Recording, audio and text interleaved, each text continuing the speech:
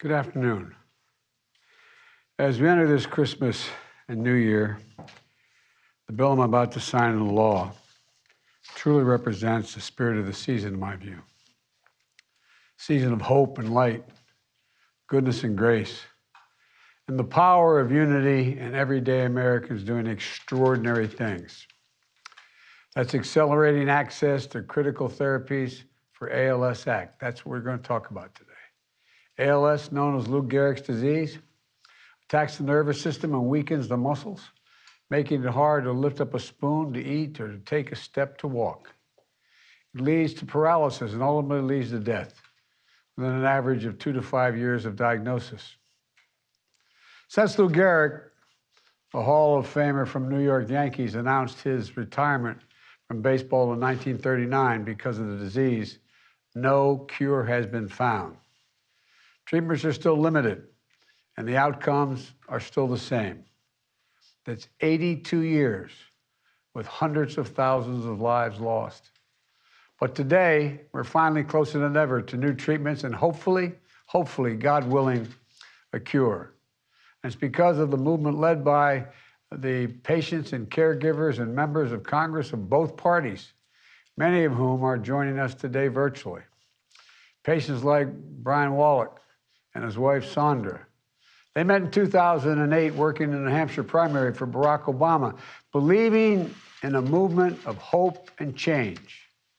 Then they both worked for the Obama-Biden White House, driven by public service, beloved by colleagues, anchored by the love of family. In 2015, they became parents of their first child, Ella. In 2017, their second child, Naomi, was born. The entire world was in front of them.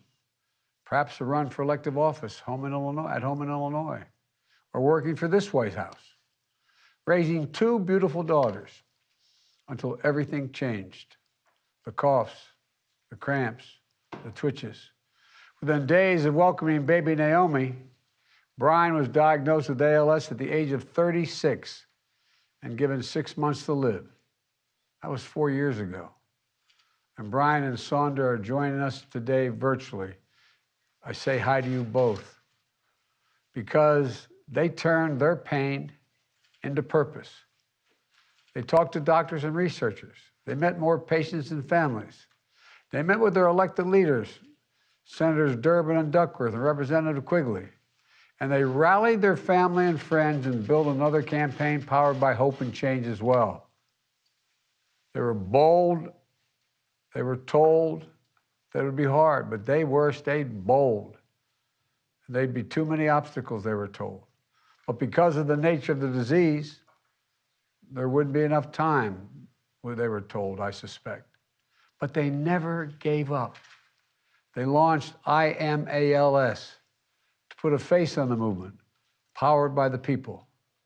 They partnered with patients like Dan Tate, who advocated for these issues for a long time as an ally and then as an ALS patient himself. They were joined by patients like Mayuri and Sandy Morris, joined by caregivers like Christia Thompson, and groups like ALS Association, the Muscular Dystrophy Association, that helped organize the community. A community that wrote countless letters and convened countless meetings with members of Congress and their staffs, many with their own personal connections to this terrible disease, to get this bill passed. I want to thank House Speaker Pelosi, Minority Leader McCarthy, Senate Majority Leader Schumer, and Minority Leader McConnell. Thank you to the members of the House, where it had 331 co-sponsors, this bill, and it passed by a vote of 423 to 3, including the bill's lead sponsor, Mike Quigley, Democrat from Illinois, Jeff Fontenberry, Republican from Nebraska, like many others, Anna Eshoo, Democrat from California, Brett Guthrie, Republican, Kentucky, Jan Sandowski, Democrat from Illinois, Kathy McMorris, Republican from Washington State, Frank Pallone, Democrat from New Jersey, and members of the House ALL caucus. And you're wondering why I'm saying whether Democrats or Republicans. To make the point, when we act together, we get things done, and this is totally a bipartisan effort. For the United States Senate, there were 64 co-sponsors, and it passed with unanimous support, led by Chris Coons of Delaware, Lisa Murkowski of Alaska, Patty Murray of Washington State, Richard Burr of North Carolina, Dick Durbin, and Tammy Duckworth, Democrats of Illinois. And they were joined today by Secretary of Health and Human Services, Javier Becerra, whose department will play a vital role in implementing the law. Folks, that's democracy in action. The people spoke. Their elected leaders voted. And their president is about to sign a bill into law that's consequential. It's about accelerating hope and giving patients a fighting chance. The law invests $100 million annually for the next 5 years to do 3 important things. First, it directs the Department of Health and Human Services to issue grants that support research on the access to promising new therapies for patients who don't make it into clinical trials. This means hope for patients who would otherwise have no access to treatments that could possibly work for them. Second, it established a first-of-its-kind public-private partnership led by the National Institutes of Health and the Food and Drug Administration, the FDA, to work with academia and nonprofits and the private sector to speed the development and evaluation of therapies for ALS and other neurodegenerative diseases.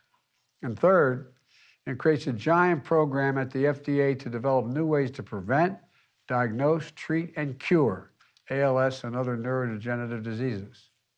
This bill really matters.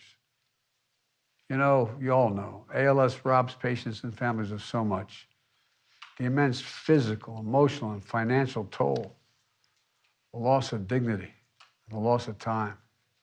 For too long, there have been no survivors of ALS, but this bill could get us closer to changing that. To Brian and Sandra, to the patients and caregivers who built and led this movement, thank you, thank you, thank you.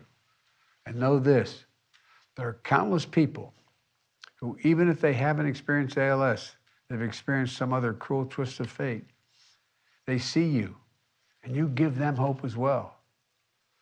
I see on the screen a fellow who used to work for my son, Bo, and whose mom was a leader at the University of Delaware in physical therapy, and whose dad died of ALS, Alex Mackler.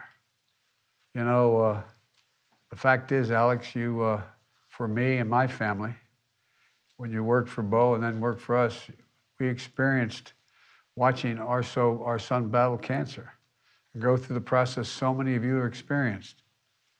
And you gave us hope. Getting the news, trying to find hope, knowing that the time would come. But as hard as it is, we found a way forward by finding purpose from the pain and by finding strength from others like you. One of the reasons I ran for president was to end cancer as we know it, just as we can end ALS as we know it, and so many other diseases. The Defense Department has something called the Defense Advanced Research Agency, DARPA, that advances cutting-edge research to protect our national security. That's led to things like GPS and the modern internet. In my budget, as president, I'm calling for the creation of Advanced Research Project Agency for Health, ARPA-H, that will advance breakthroughs in how we detect, treat, and cure cancers, diabetes, Alzheimer's, and other neurological diseases. It's about showing the American people that as a country, we can come together, Democrats, Republicans, Independents, and do big things because they're the best researchers in the world, that our democracy can deliver. There's nothing beyond our capacity when we do it together as a United States of America. I believe this bill is an example of that truth. And I'm honored to sign the Accelerating Access to Critical Therapies for ALS law, into law right now. May God bless the patients and their families and caregivers, and all of you on the screen who've dealt with this disease in so many ways. You're amazing. You're truly amazing. God bless you all. And I'm going to go over and sign this legislation. Thank you. HR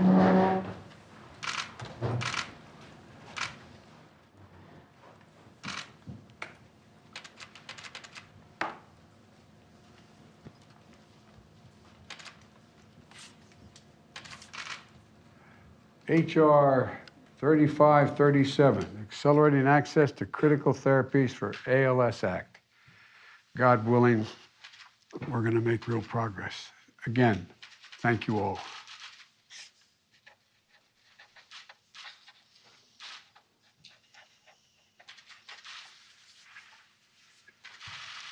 And God willing, have a happy holiday. I wish I could see you all in person, and thank you. Thank you, Mr. President. Thank you, thank you, thank you. Mr. President. Bravo. Thank Thanks. you. So much. See you. Thank you, Mr. Thank you, President. Mr. President. Thank you. What a blessing. People go home if they can't get tested. Beautiful day, everyone. Thank you.